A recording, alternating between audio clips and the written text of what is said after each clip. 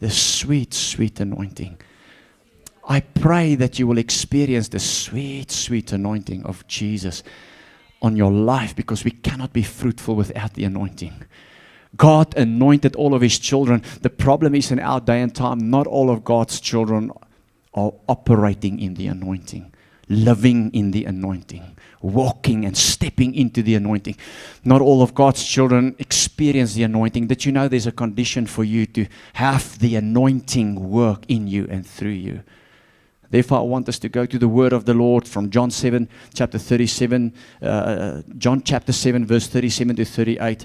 It's a scripture I've shared with you last week, but I just want to pick it up here and then talk to you about this condition. The word of God says, on the day, the climax of the festival, Jesus stood and shouted to the crowds. Why did He shout? He shouted because the crowds were busy doing the ceremony that they called the golden jug ceremony, where they went to the pool of Siloam, get a jug of water, then came back, ascended the altar in the temple, came back to the temple, go to the altar, and poured out this water in the golden jug from Siloam. That was the tradition. That was their culture.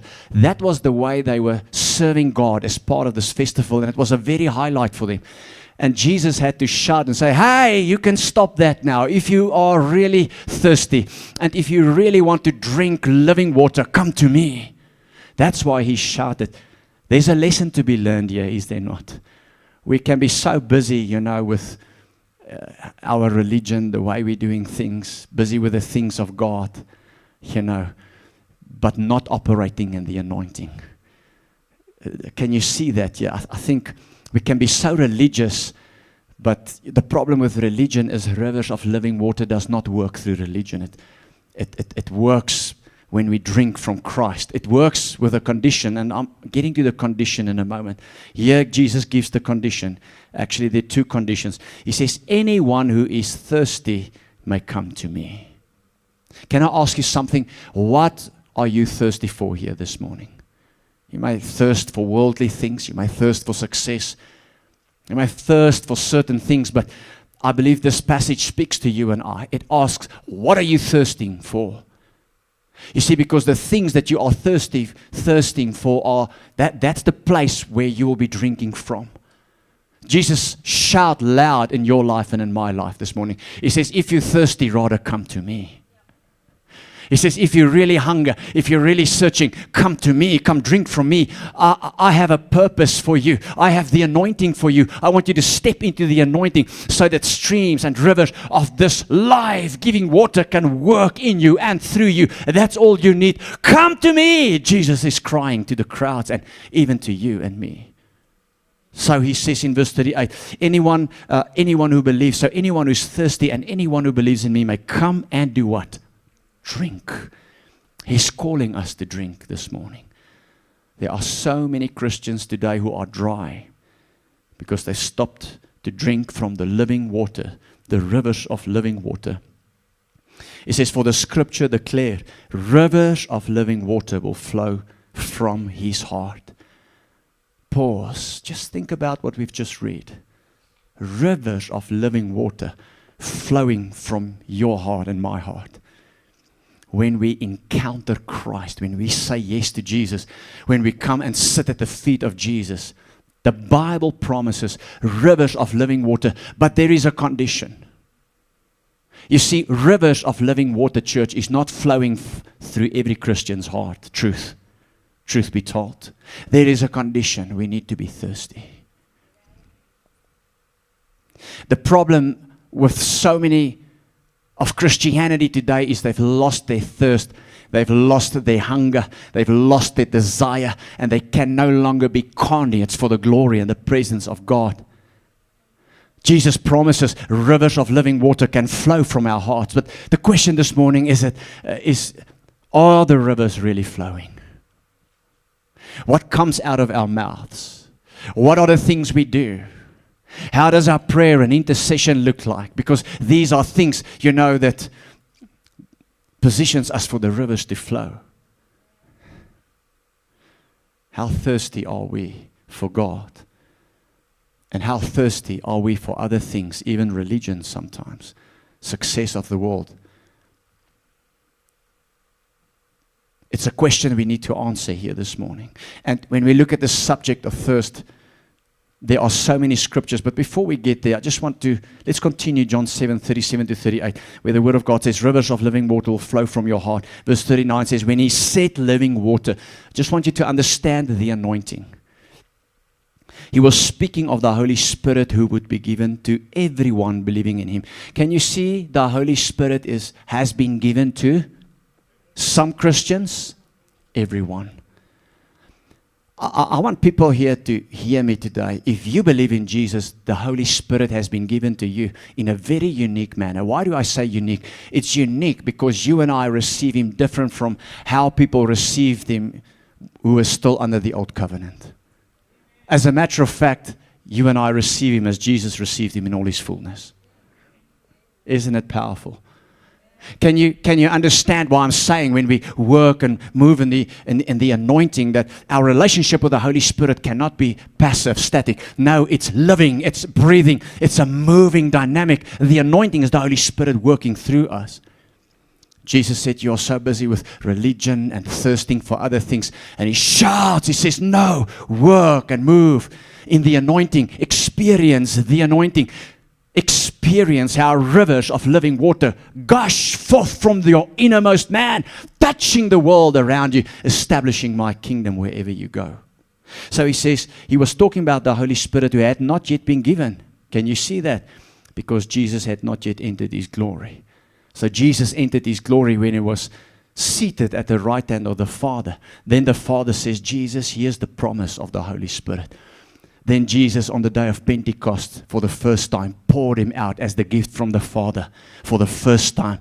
And people began and has ever since began to receive, and has ever since that time received the fullness of the Holy Spirit.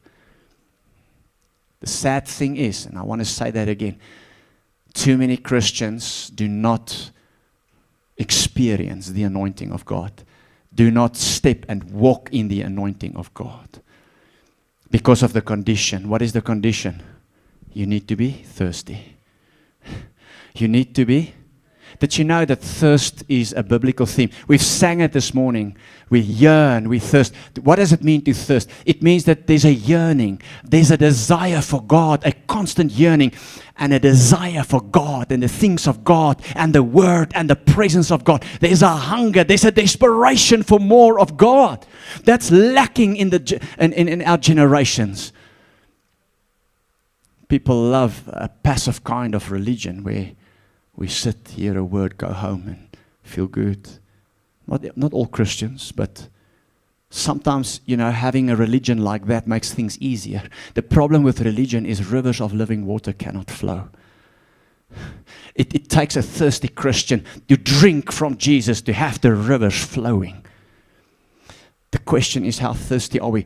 You see, I think about Martha and Mary again. Mary is hungry, or was hungry and thirsty, sitting at the feet of Jesus. Martha, represents religion. Busy, busy, busy. She is like the people with the golden jug who goes to Siloam, but Jesus is there in their midst. Then they go to Siloam, then they come back, then they pour out the water, and Jesus have to shout loud, come drink from me. You can be let's face it, Martha was a good person. I think we can agree. Her heart was good. She wanted to do something for Jesus. Make a meal. Jesus said, that's all good and well. But I need you thirsty. I need you to be like Mary. Today we've got a lot of Marthas in the Christian world. People who are good Christians. Lovely people, but they are dry. A good Christian who's dry helps nothing. Cannot establish the kingdom of God. You cannot advance the kingdom. You cannot live for the glory of God if you are dry. People are dry because they've lost their thirst, their yearning, their desire, their hunger for Christ. Are you with me, church? God speaks to you and me this morning. He says, it's time to be thirsty again. It's time to check the thirst meter in our lives, to measure my hunger, my thirst, my yearning, my desire, my desperation for God and the Word and the presence and the glory of God and the purpose of God for my life. We live in a day and time where we want to do a religion quick. religion, and I say quick and I say religion because that's all it is. Because if rivers of living water does not flow you into religion, there's no other way to say that. I want to remind you there are many religions in the world. Buddhism is a religion, Scientology is a religion, Islamism is a religion, and so on and so forth. None of them can save. Only Jesus can save. He's the only prophet who said of himself, I'm the way, the truth, and the life. Come on, church.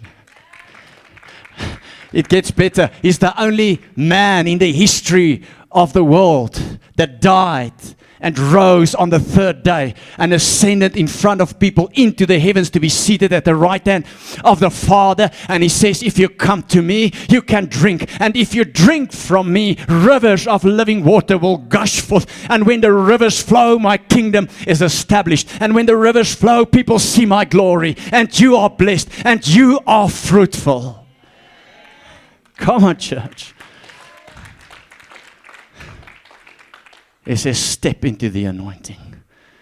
It's time to understand the anointing and to live in the anointing. The good news this morning is that you and I can stir a holy thirst for God. You see, the problem is the condition. The condition is be thirsty. I want to show you how thirstiness is a very essential topic, to thirst, to hunger throughout the Word of God. Let's look at this. Old and New Testament. Psalm 42 verse 1 to 2 says the following. As the deer longs for streams of water, so I long for you. O God, I thirst for God, the living God. When can I go and stand before Him? Psalm 63 verse 1. O God, you are my God. I earnestly search for you. My soul thirsts. My soul thirsts for you. The prophet Isaiah said in Isaiah 55 verse 1, is anyone still thirsty? I hear the voice of Jesus as he shouted on the last day of the festival of the Jewish Feast of Tabernacles, come to me if you are thirsty. Come to me if you want to drink. I hear the same voice from the prophet Isaiah. He says, is there anyone that's thirsty? Is the church still thirsty? Are you and I still thirsty? Or do we believe that we've seen everything, heard everything, experienced everything, and with that mindset we come to church, and with that mindset we do devotion and we do life, and we've become so dried up that the rivers of life does not flow anymore?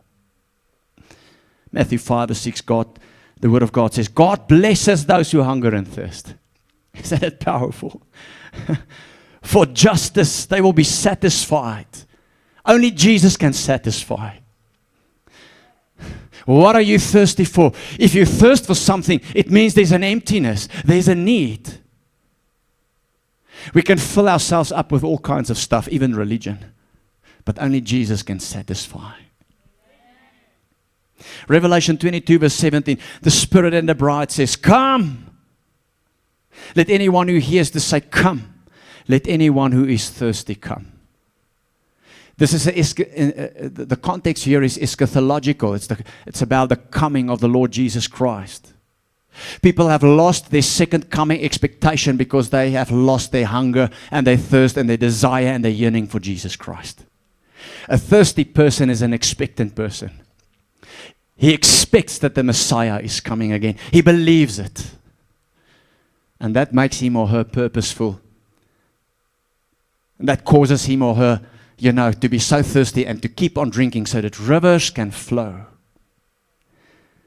Let anyone who desires drink freely drink from the water of life. You want to hear some good news today? You and I can decide this morning, make 3 crucial decisions to stir a holy thirst for God in our lives. We can cultivate thirst. As a matter of fact, you and I have a responsibility to be thirsty for Jesus. How do we stir a holy thirst for God?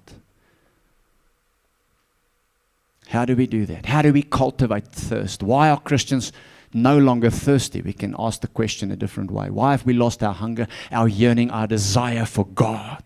Why? three things today. Number one is because we do not want to completely surrender. We come to Jesus, but certain areas of our lives are still controlled by our own mindsets. Maybe it's the way you grew up. There's a tradition, there's a culture, there's an area, there's a sin that you like so much that you say, I will surrender here, but I'm not going to surrender there. If you want to get thirsty again, the first one is you to stir a holy hunger, a thirst for God, is you need to completely surrender. Get this, church, some of the Christians that you and I know, and it may even include some of us here this morning, walk around with right of admission reserved signs in certain areas of our lives. It's like, God, you can't come to this area. I have a right here. I don't agree with the pastor here, but little did you know that the pastor only said what Jesus told him to say. I don't agree with this part. Little did you know, but that's the Bible, and you are disagreeing with the Word of God. There's a right of admission reserved area in certain parts of your life. A right of admission reserved sign in certain areas and parts of your life. And therefore, you've lost your hunger, your thirst, your yearning. You are controlling certain areas. Word of God makes it so clear. In Proverbs chapter 3, verse 5 to 6, he says, trust in the Lord with all your heart. You see, when you are in control, you are not trusting God in that area. Now listen, church, when you do not trust God for an area of your life, the grace of God cannot deal with that area. There's a right of admission reserved. Sign. God is calling you and I to surrender complete control this morning to Him. He's calling us to surrender. If you are not surrendering every part, every area, every aspect of your life, you will not be thirsty and hungry for God. It says, verse 6 says, or rather verse 5, trust in the Lord with all your heart, do not depend on your own understanding. Verse 6 says, seek His will in all you do. Whose will? You know, sometimes we say, Lord, your will be done. But really, it's not His will, it's our will. And we're looking for all the right scriptures and internet preachers to do what we actually want to do.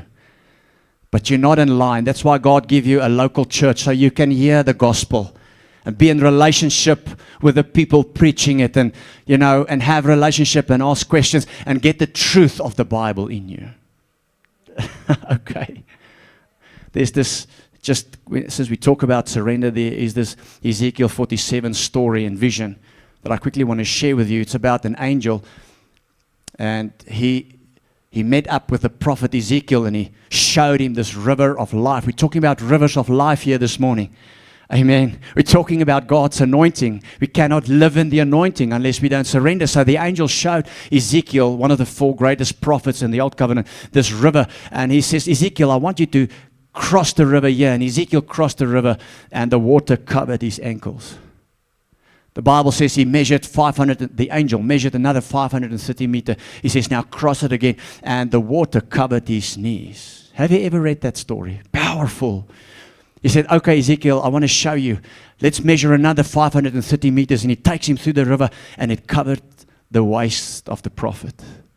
And finally, he measured another 530 meters, and the river was so deep and so strong, that the Word of God says, if you jump in there, it takes you wherever the stream goes.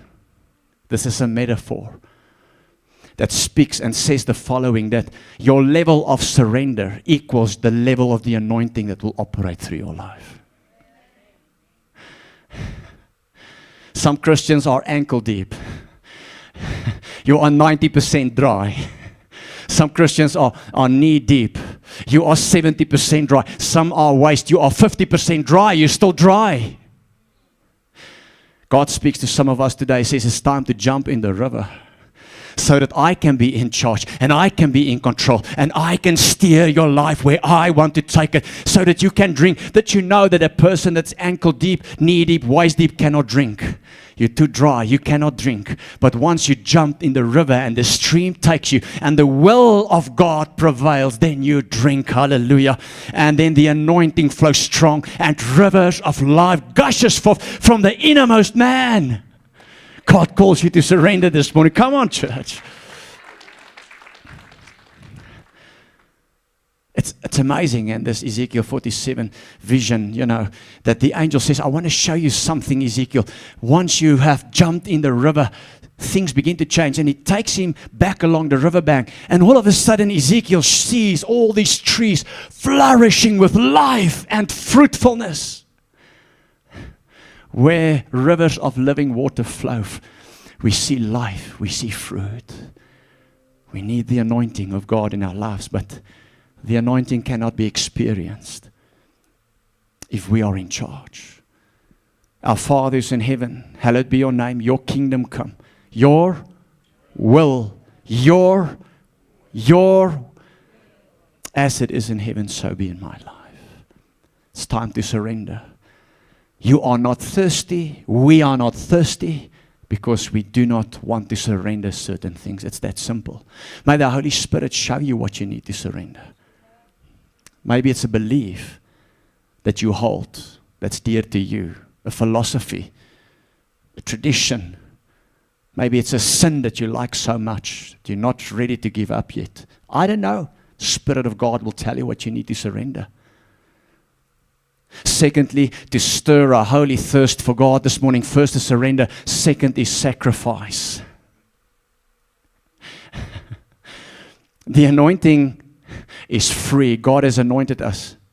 Not everybody walks in the anointing, experience the anointing on their lives, because not every Christian is willing to pay the price.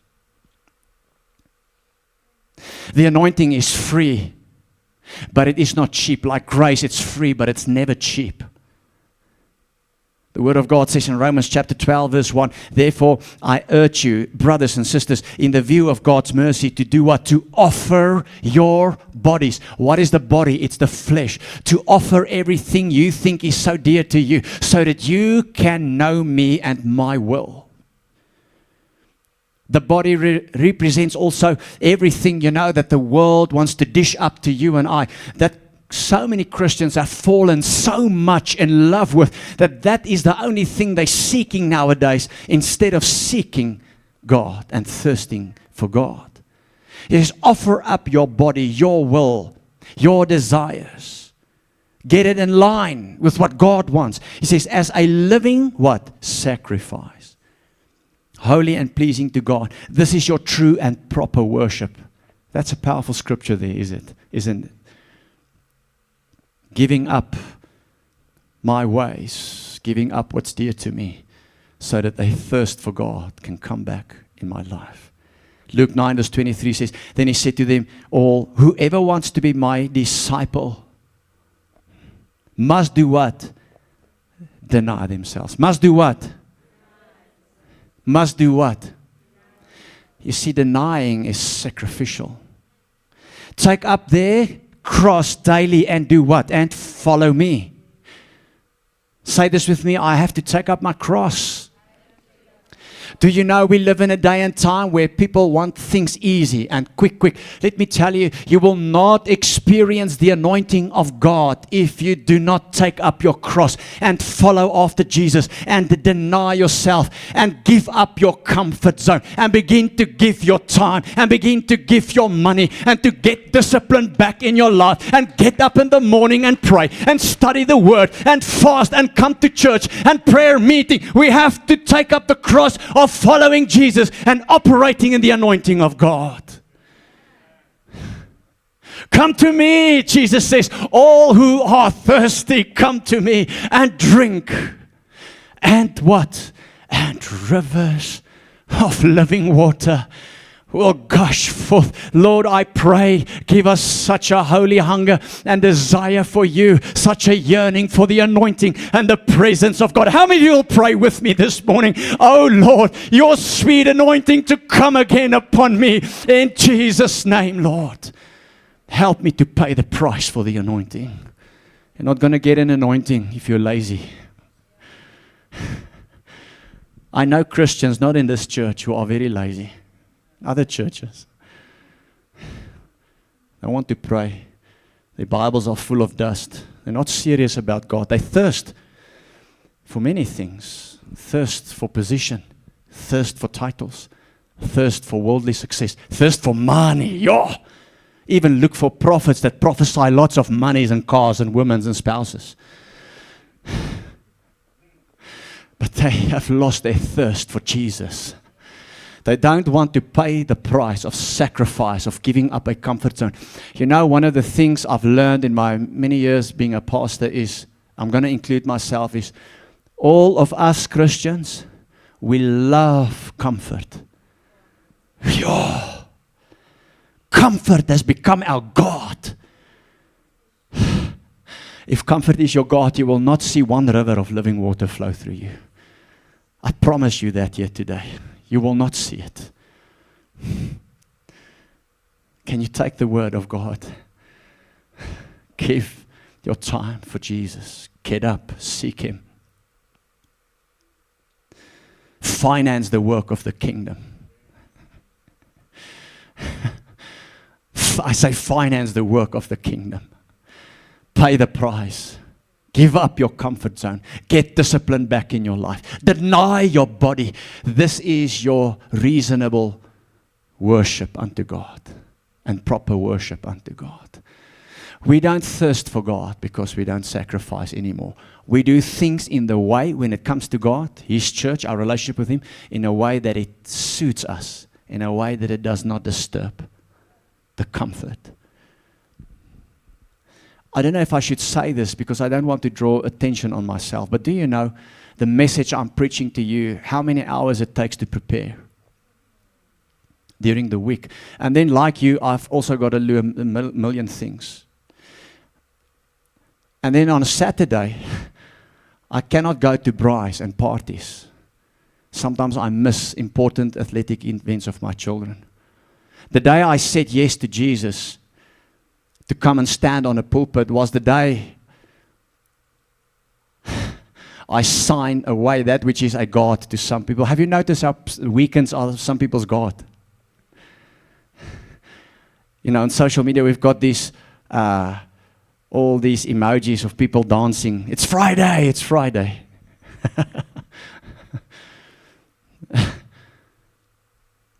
The day I said yes to God's call was the day I signed an unseen contract to live a life of sacrifice, to give up. But I've come to realize it's not just pastors. My level of sacrifice or my sacrifice works different than yours. You will also have to take up your cross. By the way, I've noted that Christians don't like a dry pastor. If you experience anything good here this morning, that's the anointing operating.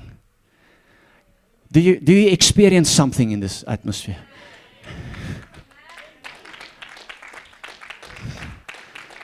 It's the anointing of God. It's the Holy Spirit in action working through me. I'm not good, but the river of living water is blessing and touching somebody here today. Hallelujah. But there's a price to pay. You get what I'm saying? If I don't prepare, if I am lazy and get the ChatGPT sermon or an internet sermon and come up here, I will be a dry pastor and the rivers of living water will not flow. I got to stay thirsty and hungry for God so that we can serve God together and have an impact in our community, in our city, and be disciples of Jesus Christ. I want to see rivers flow through my life. But it's not just for pastors. You have sacrifices you need to make in your family, at your workplace. I've shared a little bit of my sacrifice with you. Every person can come up here and share the sacrifices they need to make. There's no such thing as a disciple who doesn't pay the price and count the cost. We want the anointing, but we're not ready to pay the price and count the cost. I hope you hear my heart here this morning. It's not about a man, it's about God. I'm explaining a dynamic to you. Say with me, surrender. Say with me, sacrifice. And the third one is seek. Say with me, surrender, sacrifice, seek. Say it one more time. Surrender, sacrifice, seek. What are they? They are decisions you and I make to keep ourselves thirsty and hungry for God. Why do we need to be thirsty? We want to drink from Jesus. So rivers of living water can flow. They're connected to the anointing of God on your life. I've heard many arrogant people say, I'm not going to see God. God's everywhere. He's omnipresent. He's in me. He's everywhere. Why do I need to see God? You are arrogant. You've lost your humility. You've stopped to read the Bible. You're a philosopher. You're seeking truth. You are not filled with the Holy Spirit. Because when you read the Bible, you understand that to seek God means that I spend time with Jesus on a daily basis until He becomes real and tangible to me. Until you have a God encounter, like Paul had a God encounter. Some of us, we want our devotional times to be quick because we've got to go to work. Maybe not in this church because I haven't heard any amen, but I'm going to read one chapter. I'm going to read one page in my devotional book, my journal. Some of us are journaling. That's good, by the way. But if your devotional life is journaling and read that little passage in a devotional book and read 1 or 2 chapters and then you pray for 10 minutes and then you're off, you have not sought the presence of God. You haven't done that.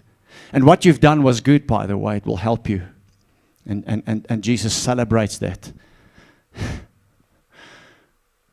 But we need men and women who seek God. Because if you don't seek Him, you've got nothing to give. You're dry. There are dry Christians with devotional lives, but they are dry. They've got nothing to give. No glory for God. They never established the kingdom. They don't understand the anointing. The anointing is not operating. I cry for people like that. We should cry for our own lives. Say, Lord, sorry for neglecting the anointing. Sorry for not surrendering. Thinking, being so arrogant that I think I'm in charge. In certain areas of my life. Sorry, Lord, for not willing to pay the price, protecting my comfort all the time. Living for myself, selfish lives, no river flowing for nobody. Sorry for not seeking you, Lord.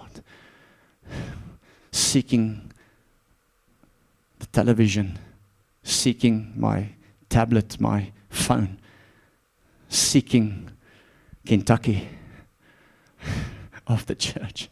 We are good in seeking stuff. Can I get a big amen there? But sitting and seeking you until you are real to me, it takes too long. There are times in my devotional life where I've stopped just to pray and say a lot of things to God. Where I say, Lord, now I sit until I have encountered you, until you've become real to me as if it's you and me here. I'm cultivating that as part of my devotional life. I stir it up. Paul said to Timothy, stir up, stir up. I'm stirring it up. And I wait. And I say, Lord, I'm not leaving until I have encountered you. I need you. Having a 20-minute devotion is not going to help me today. How many of you have ever know what I'm talking about? I cannot just pray and go. I need God. I seek. The Word of God says in Psalm 63 verse 1, Oh God, you are my God. I earnestly search for you. My soul thirsts for you. Psalm 42 verse 1 to 2 says, as the deer longs for streams of water, there is this deer, and it's a matter of life and death. It's a survival matter. He's searching for the river of life. Hallelujah. Sometimes it's even a hunter that's coming after him. It's life or death. He needs the water. It's life or death. Today I need to encounter you. I'm seeking for you. As the deer longs for streams of water, so I long for you. I seek. Oh God, I thirst for God, the living God. When can I go and stand before Him? Psalm 42 verse 7. Deep calls to deep at the thundering of your walls. How many of you understand that there is a seeking, that there is a yearning, that there is a longing until the presence of God becomes tangible and real and is experienced? People, I promise you, many times when I do that, I say many times, it doesn't always happen.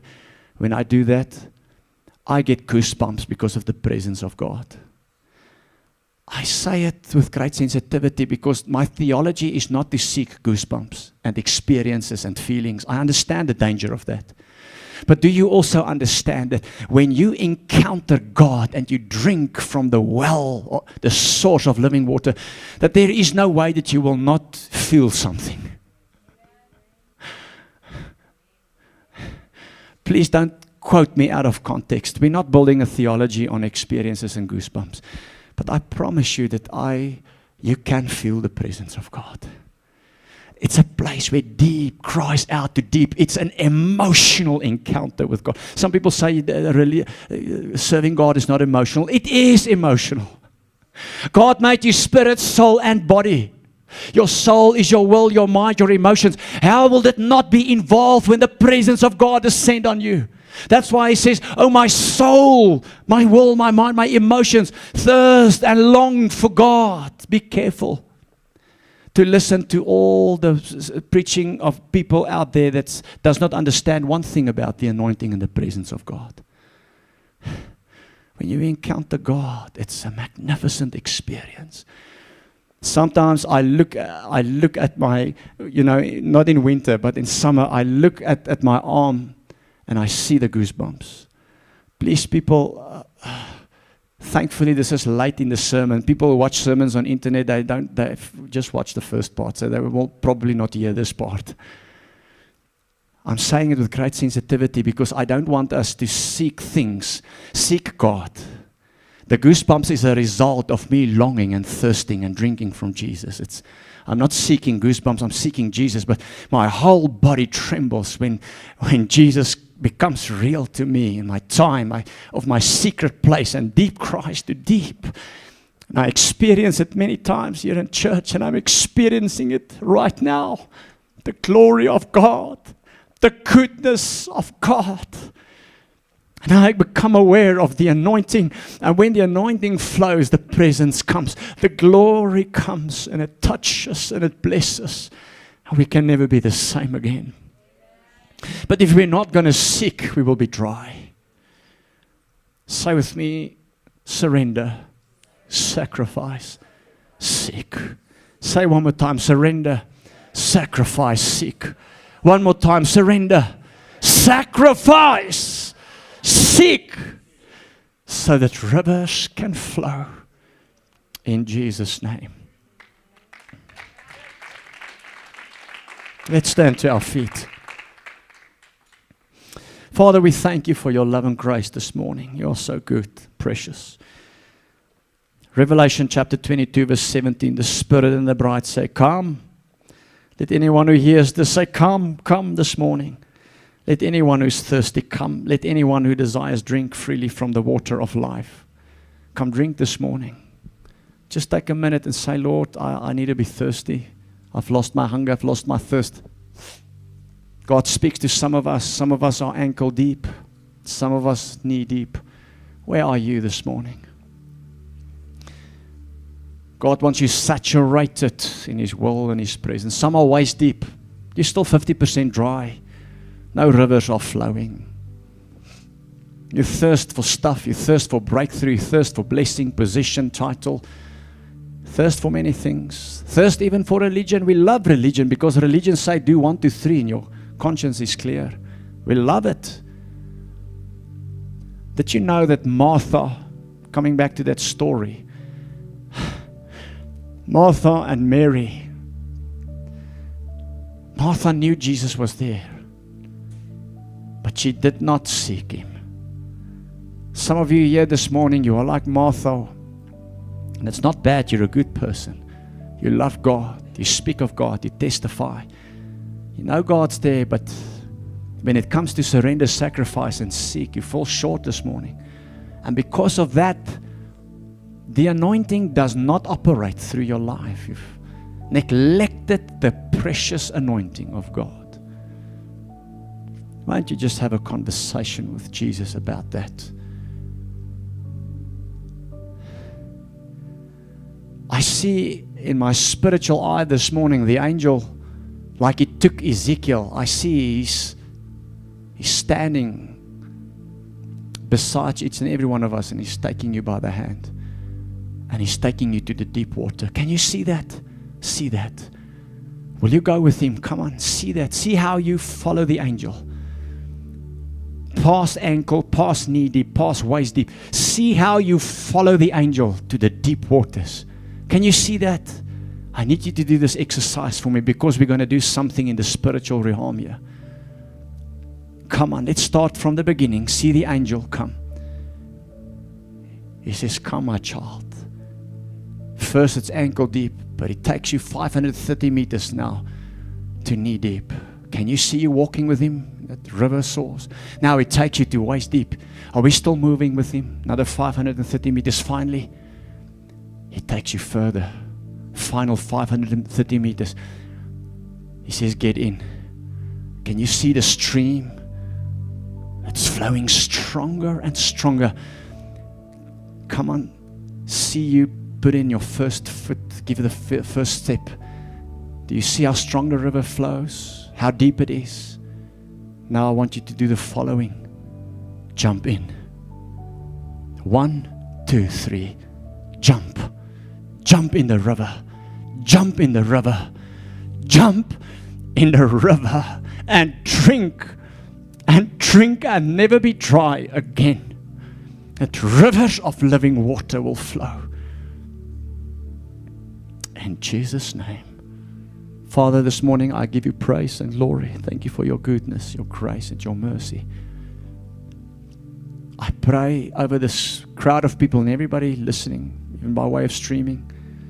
Hopefully we will share a message like this on social media. And I pray, Lord, restore a thirst and a hunger and a desire. Restore it. Restore it, Lord. Help us to surrender. Help us to sacrifice and pay the price. Help us to seek again. Help us, Lord, to forsake this quick fix, fast food religion, but to get to the feet of Jesus and sit and drink. May the anointing flow, the rivers of living water like never before. If you receive that prayer, say amen. Give Jesus a big praise. Now lift your hands with me this morning. Say, Father, thank you for your love and grace. I give you my life. Lord Jesus, I believe in you. If there's sin in my life, please forgive me. I repent. Which means, Lord, I don't want to do those things again. Strengthen me. May I experience transformation in my life. Lord Jesus, this morning I ask, help me to surrender, to sacrifice, to seek, to surrender, to sacrifice, to seek. Restore the thirst. Lord, use me as your conduit, so that, Lord, rivers of living water may flow from my innermost being to establish and advance your kingdom and bring your glory in this world. I love you. I worship you. I praise you. I thank you. I honor you. Oh Lord, my soul and all that is within me, bless the Lord in Jesus' name, and make it loud in this place for Jesus. Come on, church, give him a big praise. Give him a bigger praise in Jesus' name.